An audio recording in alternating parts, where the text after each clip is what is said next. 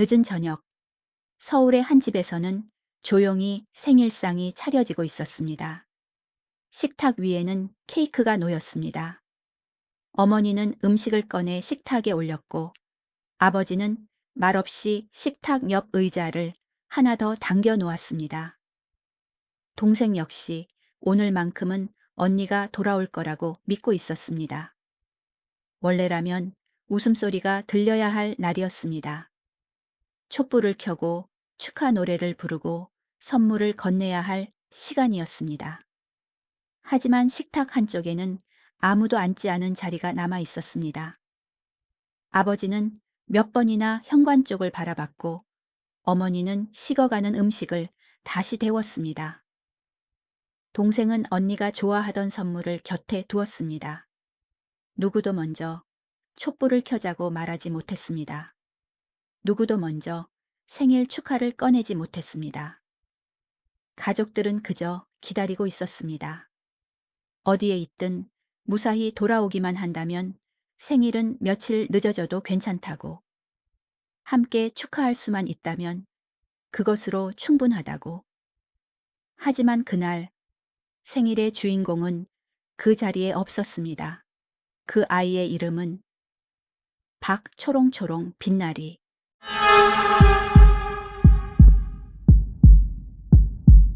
박초롱초롱 빛나리. 조금은 낯설고 긴 이름이지만 이 이름에는 부모의 마음이 담겨 있었습니다. 별처럼 반짝이며 밝게 살아가라는 뜻. 아버지가 직접 지어준 이름이었습니다. 나리는 서울의 평범한 가정에서 자랐습니다. 부모와 여동생이 함께 살고 있었고 가족들은 늦게 얻은 첫째 딸을 누구보다 소중하게 키웠습니다. 당시 초등학교 2학년. 영어 공부를 좋아했고 학원 수업도 빠지지 않았습니다. 학교가 끝나면 친구들과 뛰어놀았고 집에 돌아오면 하루 동안 있었던 일을 부모에게 이야기하던 평범한 아이였습니다. 1997년 8월의 마지막 토요일. 그날도 특별한 일은 없었습니다. 영어 수업이 있었고 수업이 끝나면 집으로 돌아갈 예정이었습니다. 아무도 알지 못했습니다. 그날 오후가 그 가족의 마지막 평범한 하루가 될 것이라는 사실을. 그 무렵 서울의 다른 곳에서는 또 다른 한 사람이 자신의 삶이 무너지는 것을 바라보고 있었습니다. 28살의 전현주. 그녀는 군 장성 출신 아버지 밑에서 비교적 부족함 없이 성장했습니다. 대학에 진학했고 주변 사람들에게는 미국 유학을 다녀왔다고 이야기하며 자신의 삶을 과장하기도 했습니다. 친구들을 만날 때면 늘 자신감이 넘쳤고 자신이 부족한 사람이라는 모습을 드러내지 않으려 했습니다.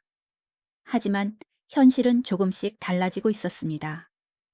결혼한 지 얼마 지나지 않았고 아이를 출산하기 직전에 만삭 임산부였습니다.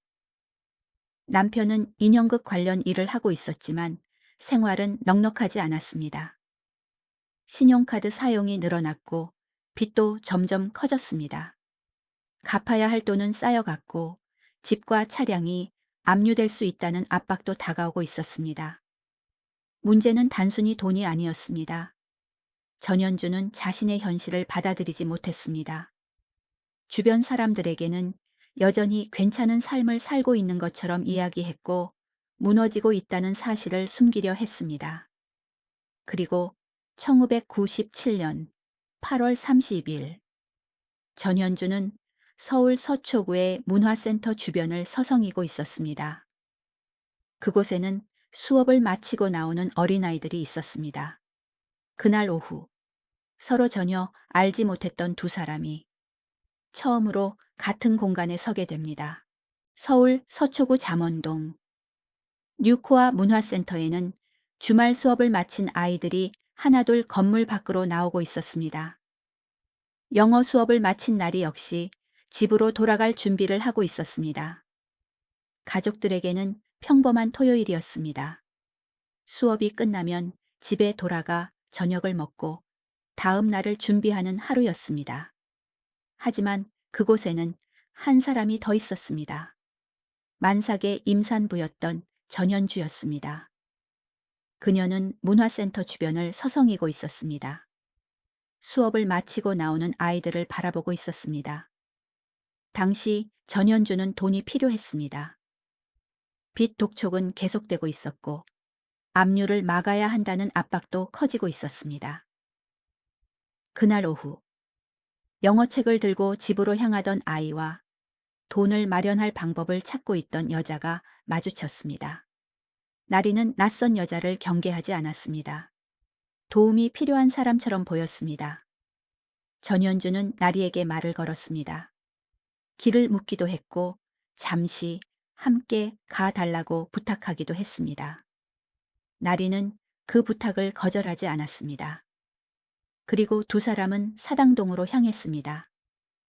집으로 돌아가던 아이의 발걸음은 그날 처음으로 집과 반대 방향을 향하게 됩니다. 전현주는 나리를 남편이 사용하던 사당동의 지하 작업실로 데려갔습니다.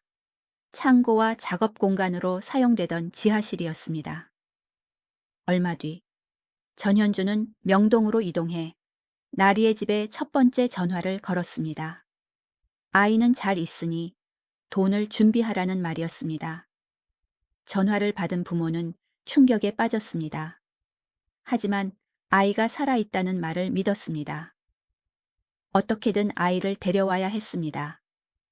부모는 곧바로 경찰에 도움을 요청했습니다. 수사가 시작됐습니다. 형사들이 움직이기 시작했습니다. 하지만 그 시간 나리는 여전히 지하 작업실에 혼자 남아 있었습니다. 시간이 흐르면서 아이는 점점 불안해졌습니다. 낯선 장소, 어두운 지하실이었습니다. 집에 보내달라고 말했습니다. 엄마가 보고 싶다고 울었습니다. 전현주는 아이를 재우기 위해 수면제를 먹이려 했습니다. 하지만 아이는 잠들지 않았습니다. 울음은 멈추지 않았습니다. 당시 작업실은 방음 시설이 없는 지하 공간이었습니다.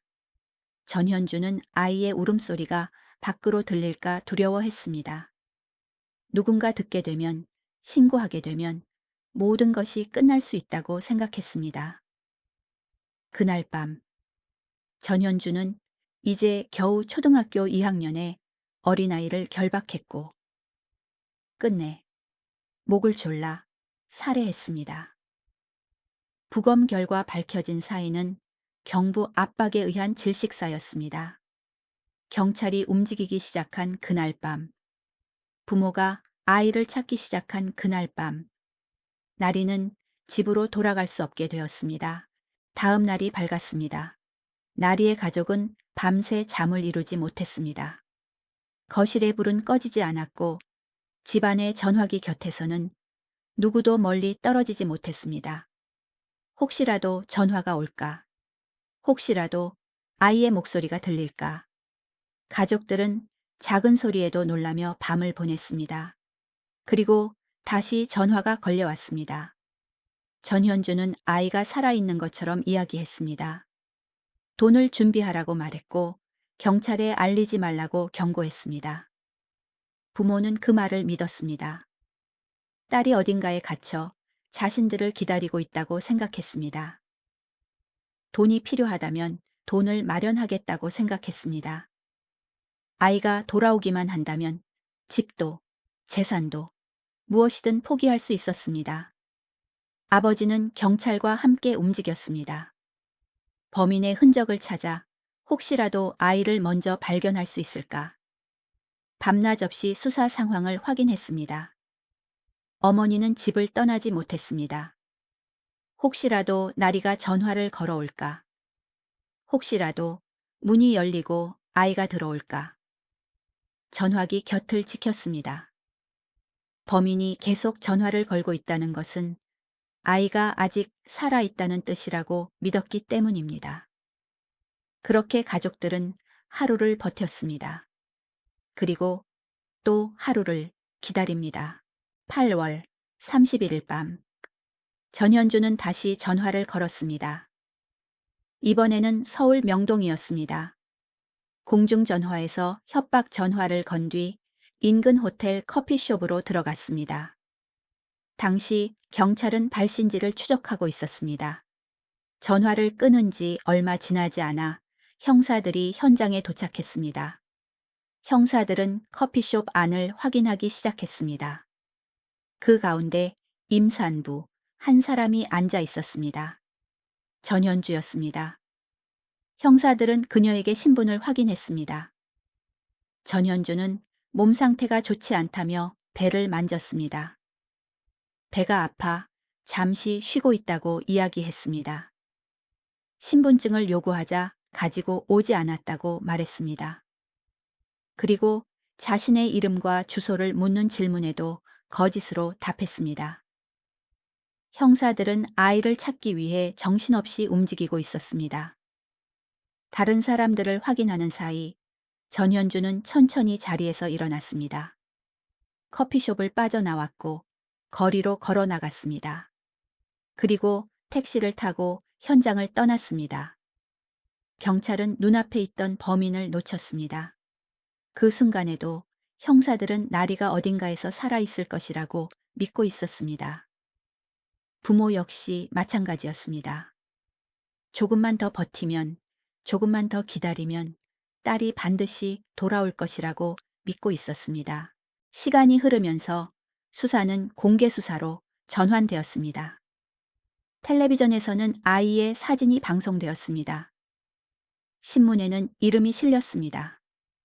박초롱초롱 빛나리. 거리에는 전단지가 붙었습니다. 학교와 동네에는 아이의 사진이 전달되었습니다.